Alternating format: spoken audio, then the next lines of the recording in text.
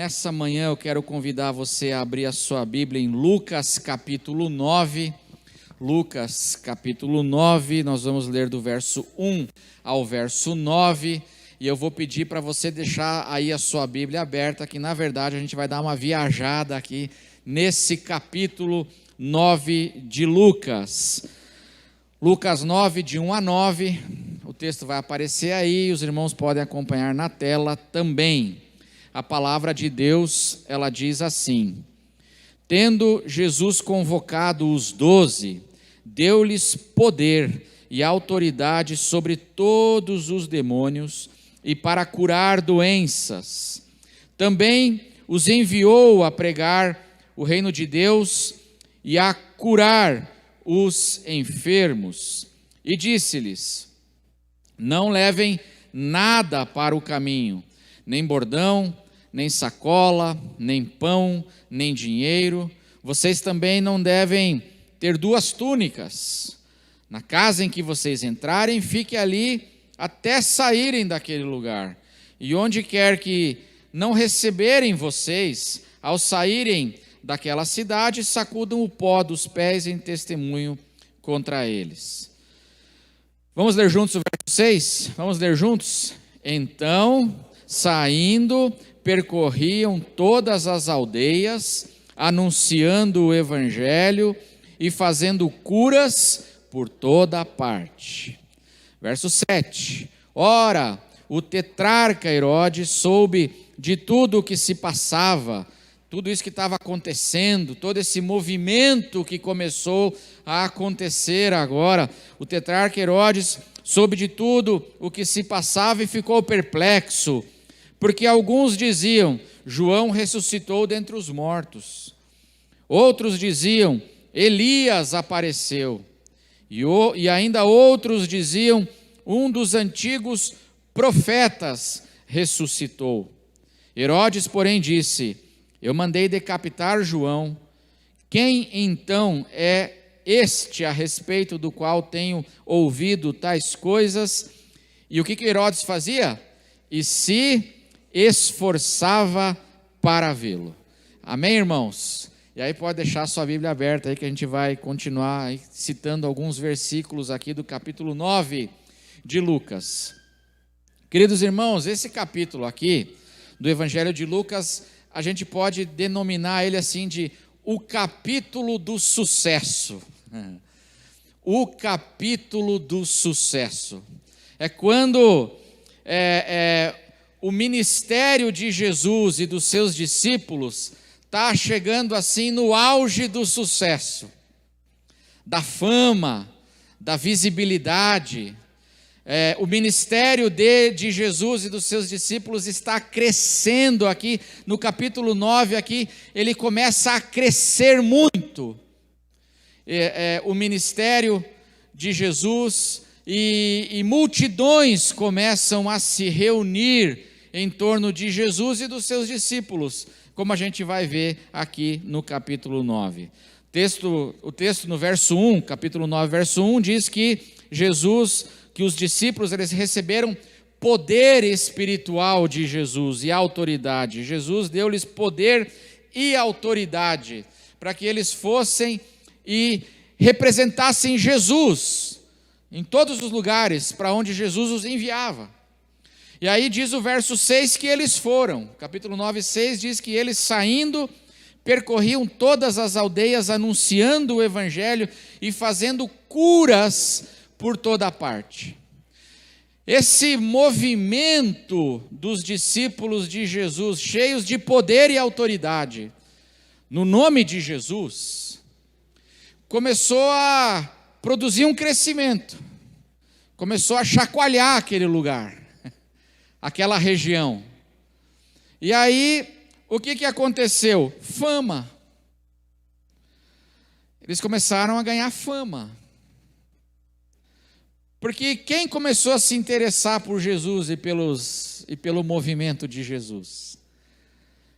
Diz aí o texto, ora, o tetrarca Herodes, o rei Herodes, As notícias agora desse movimento de Jesus não estão mais restritas lá ao mar da Galileia, agora estão chegando em Jerusalém. E estão chegando na corte.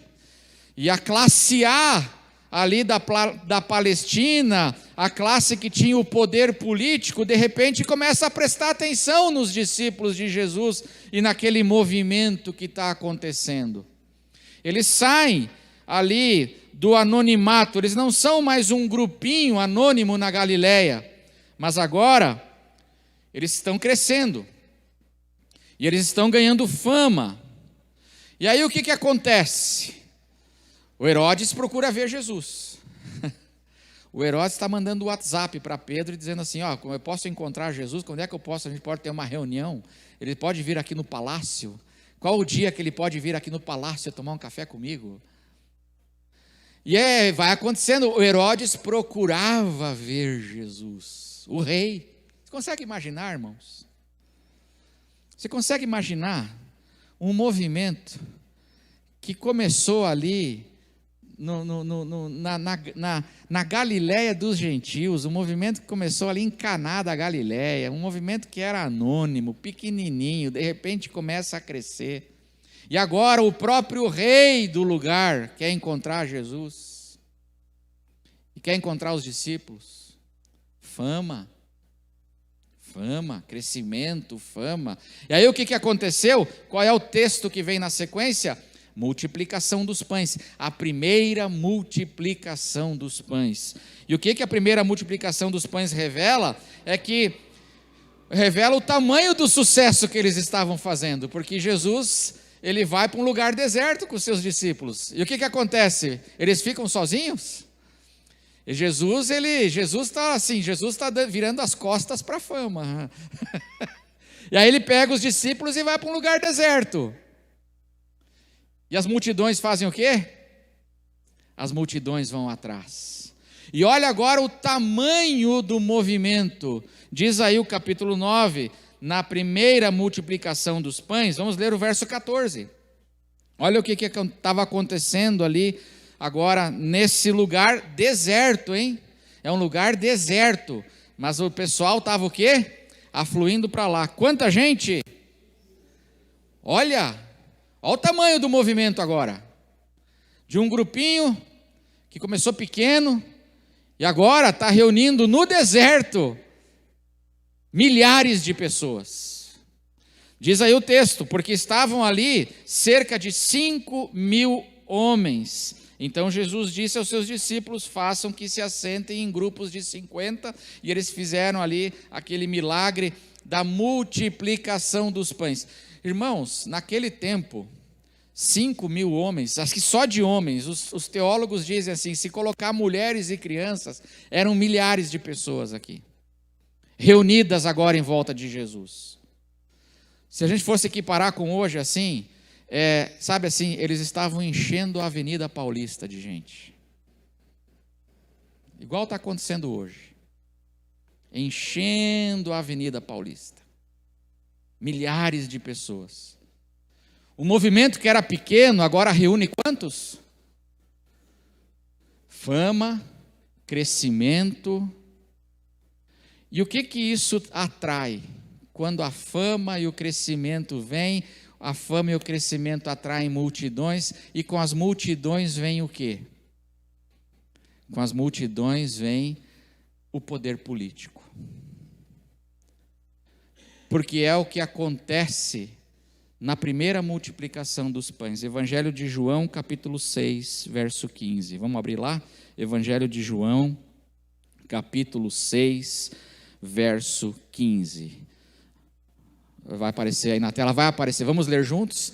Isso aqui é depois da multiplicação dos pães, hein? Que tinha esses milhares agora reunidos ali no movimento de Jesus. Milhares. Vamos ler juntos? Jesus, que estavam para vir com a intenção de fazê-lo rei à força. Então ele se retirou outra vez, sozinho, para o monte. todo esse movimento fez com que chegasse agora diante de Jesus a proposta política. E queriam arrebatar ele e fazer dele rei à força. O que é ser rei? Ser rei é um cargo político.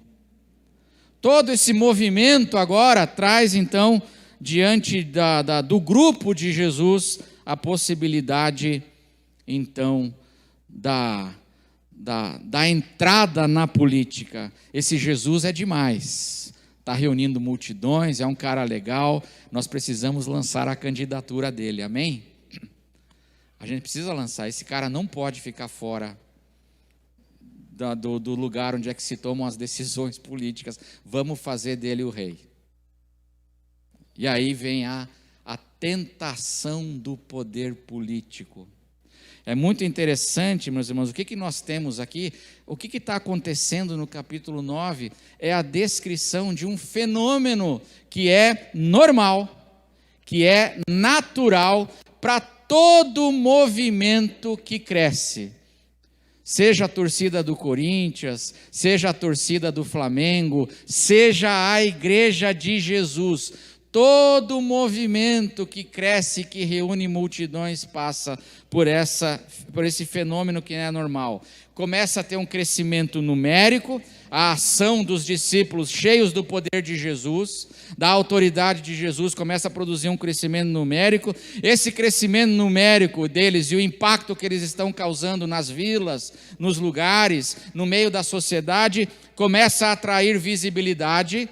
Até Herodes estava querendo ver, começa a atrair fama, junto com a fama vai atraindo o quê? Multidões. E aí chega um momento que Jesus está lá, e tem milhares de pessoas querendo ouvir Jesus, querendo se aproximar de Jesus, querendo chegar perto daquilo, querendo ser abençoado por aquilo. E quando vem as multidões, seus milhares, o que acontece junto? Vem também o quê? A proposta do poder político. Vamos fazer dele o rei. Ou seja, irmãos, vocês já entenderam, né?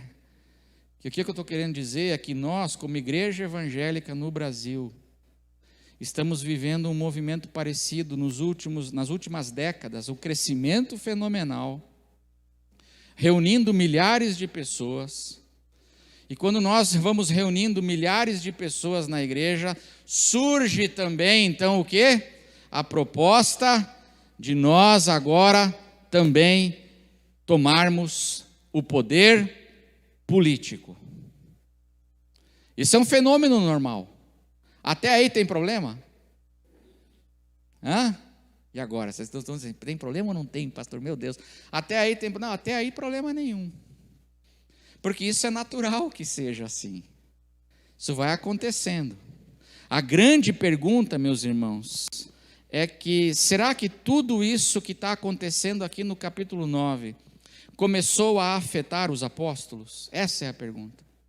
Será que esse crescimento, essa fama, essa visibilidade, essa reunião de milhares, e junto com isso, então, a possibilidade agora de se tornarem reis? Quem sabe o apóstolo Pedro ia ser um senador, né? Jesus o rei, Pedro o senador, João um deputado federal.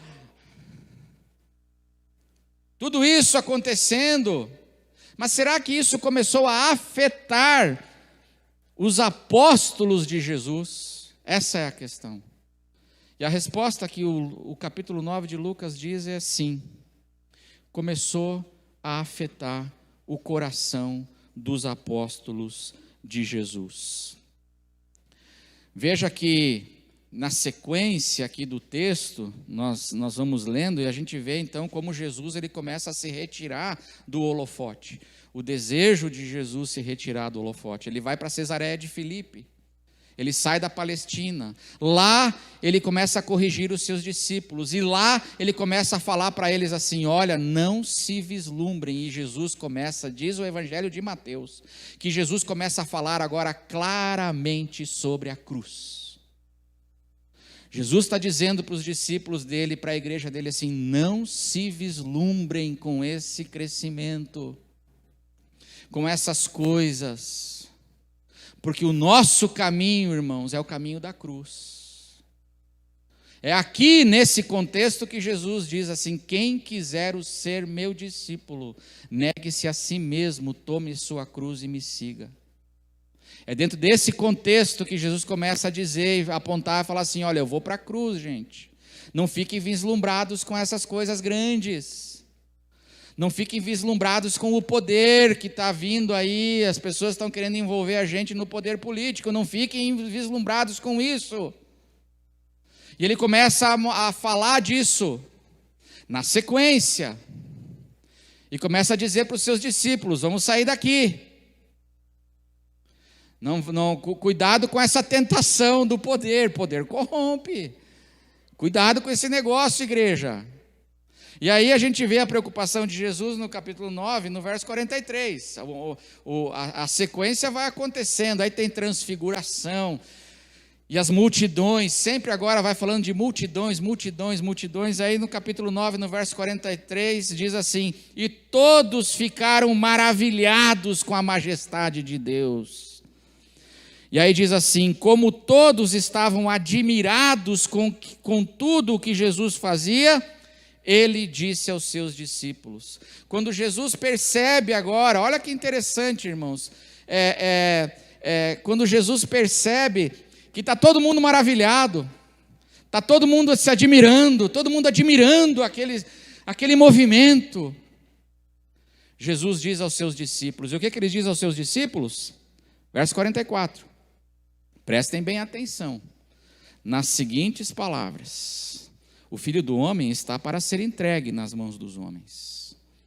Eles, porém, o quê? Não entendiam isso.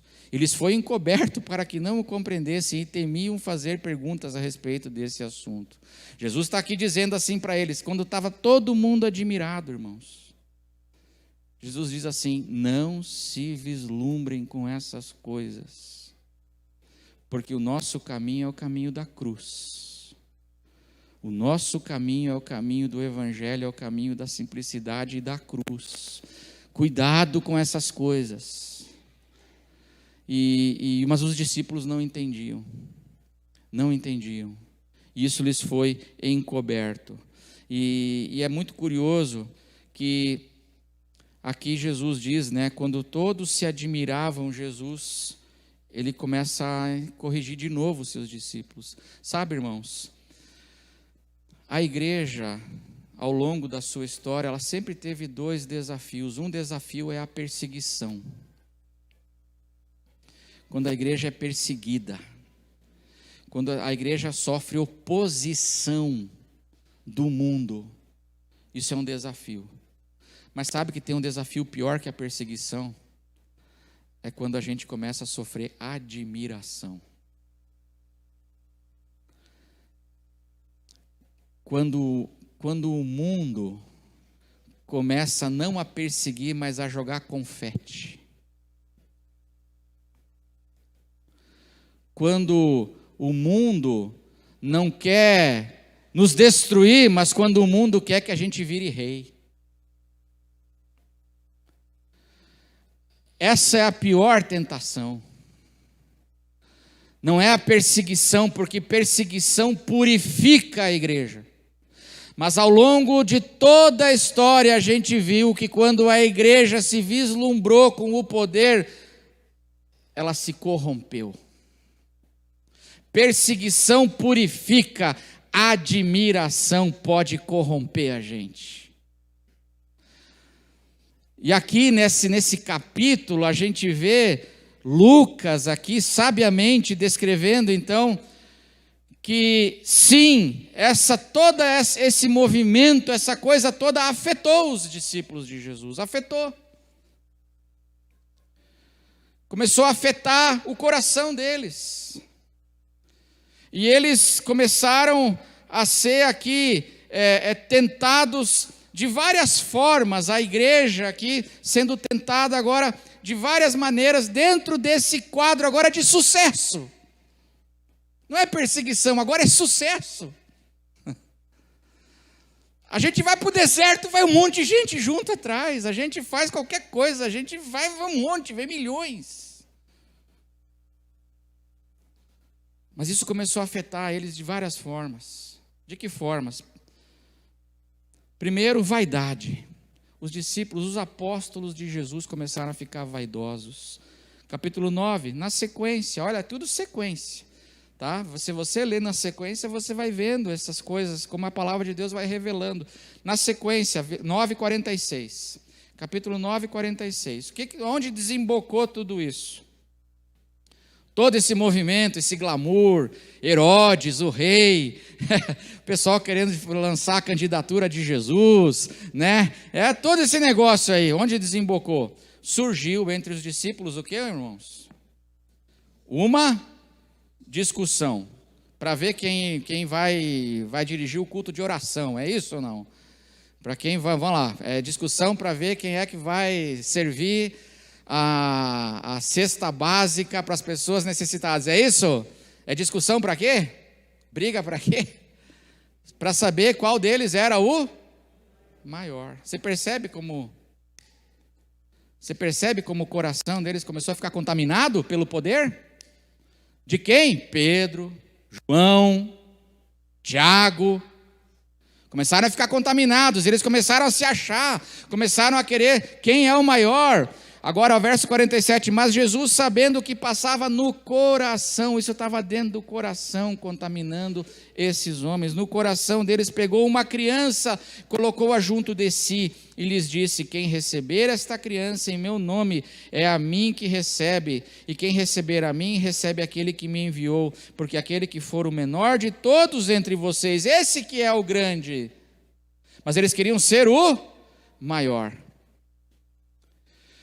E aí Jesus fala assim, quem receber, põe uma criança e fala assim, quem receber uma criança. Por que Jesus faz esse movimento? Sabe por quê, irmãos? Porque naquela época, naquela cultura, uma criança, ela não tinha tanta importância assim naquela sociedade. A criança tinha uma importância menor. E aí o que Jesus está dizendo aqui é que no coração dos apóstolos, quando eles começaram a ver todo aquele crescimento, aquela fama, aquela coisa, o coração deles começou a se corromper.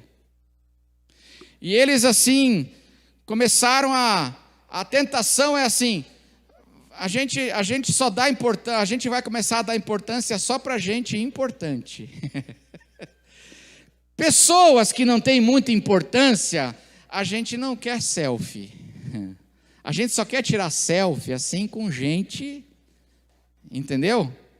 Com gente graúda. Pessoas que não têm tanta importância, pessoas assim, a gente não quer, não vai nem receber. A gente quer receber quem? A gente quer receber Herodes. Herodes não quer ver a gente? Vamos marcar uma audiência com Herodes. A gente quer receber Pilatos. A gente quer receber Anás e Caifás. A gente quer receber o pessoal do Sinédrio. A gente não tem mais tempo para essas pessoas que, do ponto de vista humano, não tem tanta importância, mas são amadas de Deus. Porque a gente está sendo tomado no coração por esse vírus da tentação do poder. E Jesus fala assim, não pode ser assim entre vocês, cuidado com isso, diz Jesus aqui para os seus discípulos. E nós temos que cuidar também, irmãos, porque a igreja evangélica cresceu, amém? A igreja evangélica cresceu. Existem inimigos do lado de fora, mas eu acho que um dos piores inimigos que a igreja está tendo que lidar hoje é com ela própria. A vaidade que muitos apóstolos, muitos líderes estão nutrindo no coração, porque nós hoje, irmãos, nós temos poder político, amém? É ou não é verdade? Nós nunca lidamos com isso como igreja. Igreja evangélica, não. Na última eleição, nós decidimos a eleição. Agora, nessa próxima eleição que vai acontecer daqui a poucos dias, nós temos poder para decidir uma eleição. Isso é poder. E o poder apresenta tentações. E nós temos que tomar muito cuidado, irmãos, porque o poder pode corromper os apóstolos. O poder pode corromper os líderes. O poder pode corromper os pastores. E nós temos que tomar muito cuidado com isso, porque a gente fica achando que o nosso maior inimigo está lá fora, e muitas vezes o nosso maior inimigo está aqui dentro da igreja, uma igreja cujo no coração passa uma coisa que o Senhor diz assim: prestem atenção e tomem cuidado. No coração de quem? No coração dos líderes. E nós temos tido sinais disso. É ou não é verdade? Nós temos tido sinais dessa tentação que o poder apresenta, vez após vez. E há pouco tempo atrás nós tivemos um grande sinal. Quem protagonizou um dos maiores escândalos de corrupção desse governo e um dos maiores escândalos de corrupção da história do MEC? Quem que protagonizou, irmãos? Foi comunista? Foi gente do mundo? Quem que protagonizou? Pastores. Porque agora nós temos acesso ao poder. Agora nós temos acesso a isso. E nós corremos um risco, diz aqui a palavra, de isso aí tudo começar a gerar uma corrupção. É sutil, a gente não vê porque é no coração, mas vai gerando uma corrupção no coração.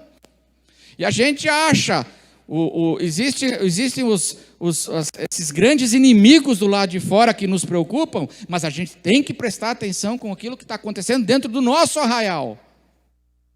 O que pastores andam dizendo? O que líderes andam ensinando? E aqui, eles começam a ficar com uma soberba no coração. E olha, irmãos, eu não estou jogando pedra em ninguém não. Assim, se eu tivesse com todo esse poder também, sabe-se lá como é que estaria o meu coração.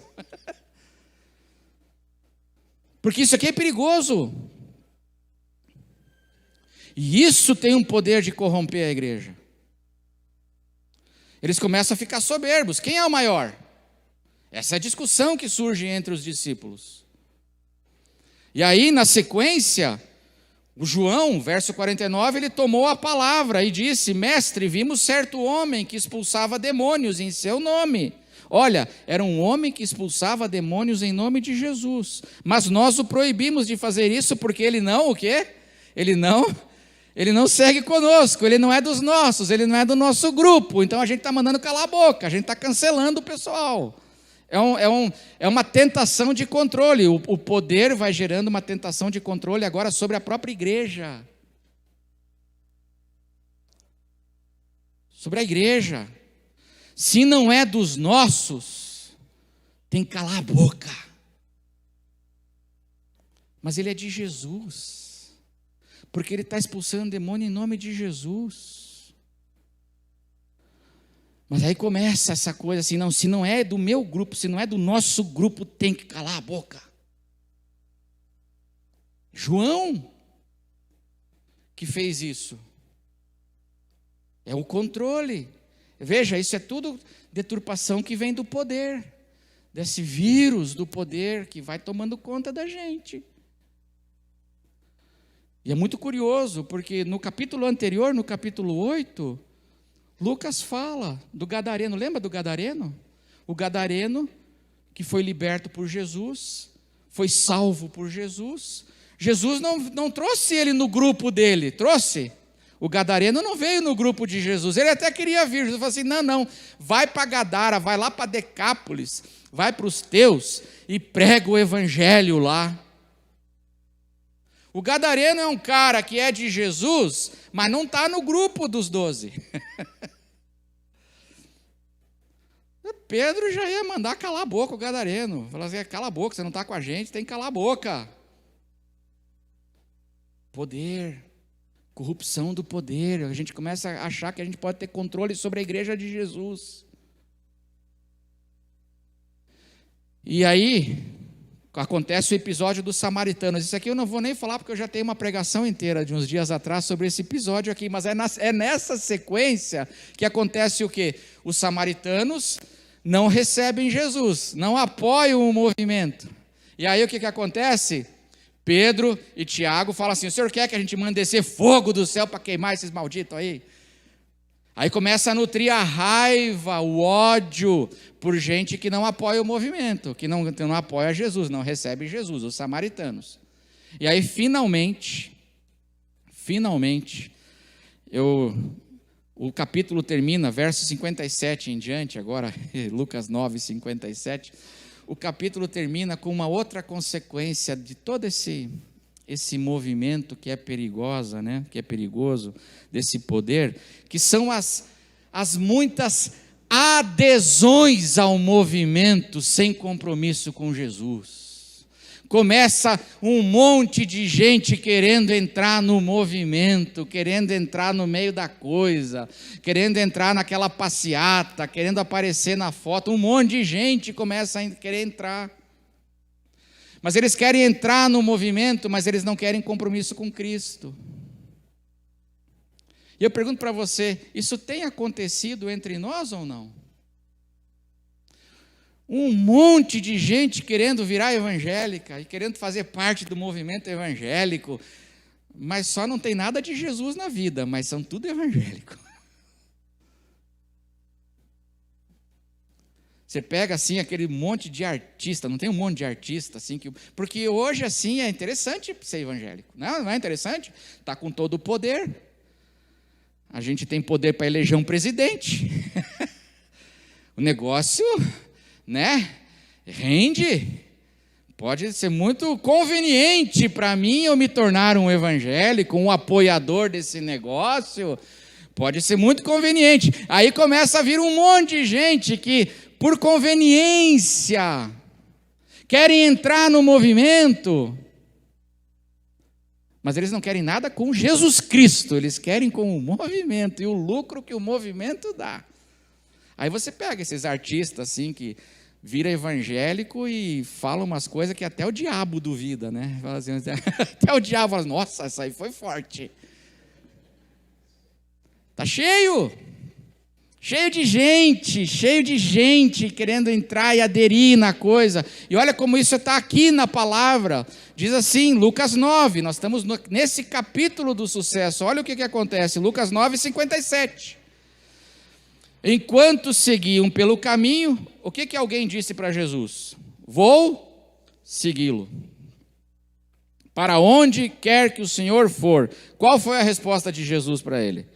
Mas Jesus lhe respondeu: as raposas têm as suas tocas e as aves do céu têm os seus ninhos, mas o filho do homem não tem onde reclinar a cabeça. A resposta de Jesus revela que esse sujeito queria o quê seguindo Jesus? Era conveniente seguir, ele estava pensando ali em prosperar, em ganhar muito dinheiro, vou seguir esse negócio, porque aqui ele alimentou 5.000 homens com pão, meu Deus do céu, vou montar uma padaria de Cristo, meu Deus, é peixe e pão, é Mac Fish, vou montar ali, a gente vai, a resposta de Jesus revela qual era a intenção dele, quando ele diz assim, eu vou te seguir, eu quero entrar nesse negócio. Qual é a intenção? É grana, é prosperidade, é virar evangélico porque isso vai me dar lucro.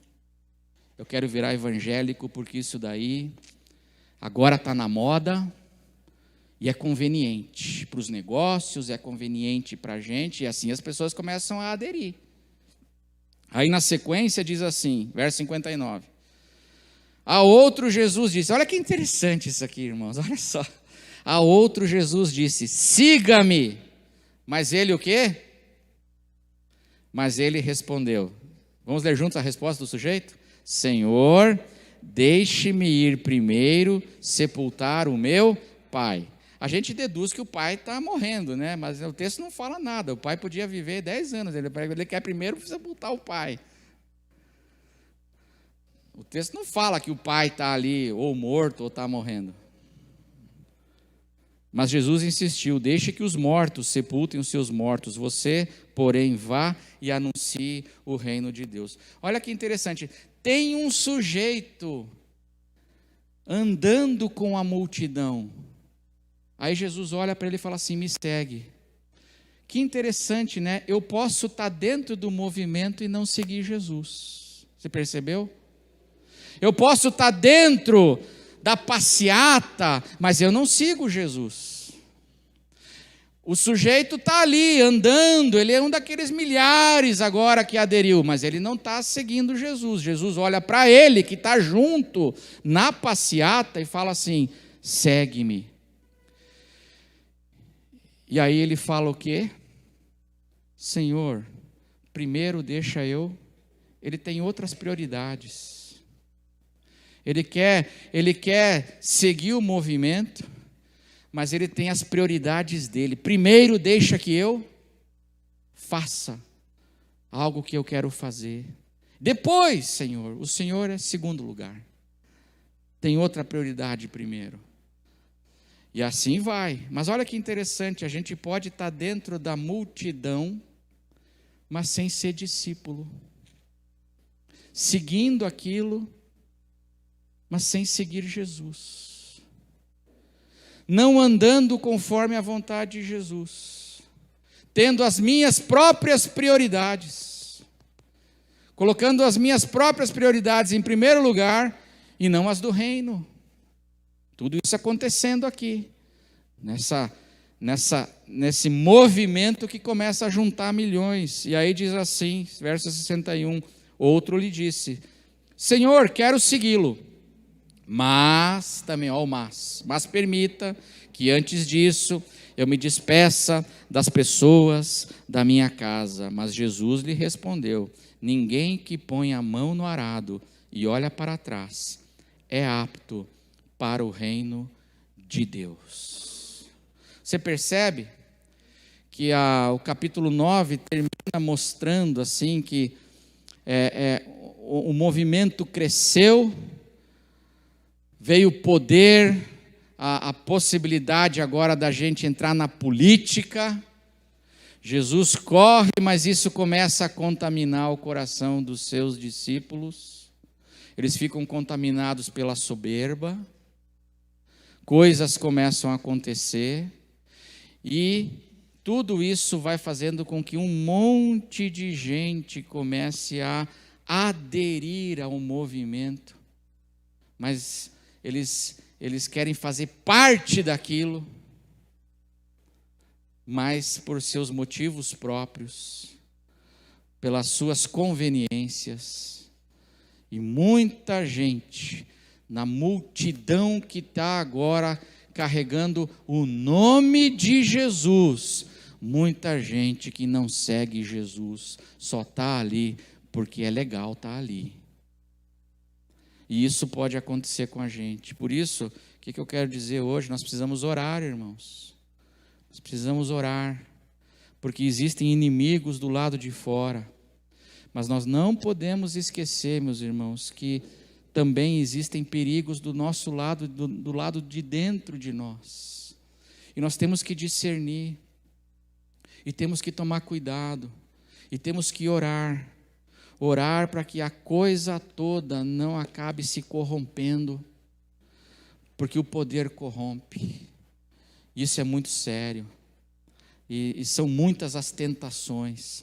E eu infelizmente tenho visto assim, especialmente no meio pastoral, no meio das lideranças, assim, sinais de que a gente precisa tomar cuidado, vigiar o nosso coração, especialmente agora que nós somos um movimento enorme que cresceu e que hoje no Brasil nós temos poder. Não apenas o poder de Jesus, do capítulo 9, verso 1, mas agora nós temos também poder político, porque nós reunimos multidões, e isso pode nos corromper, mas nós não vamos deixar, amém, irmãos? Vamos nos manter humildes.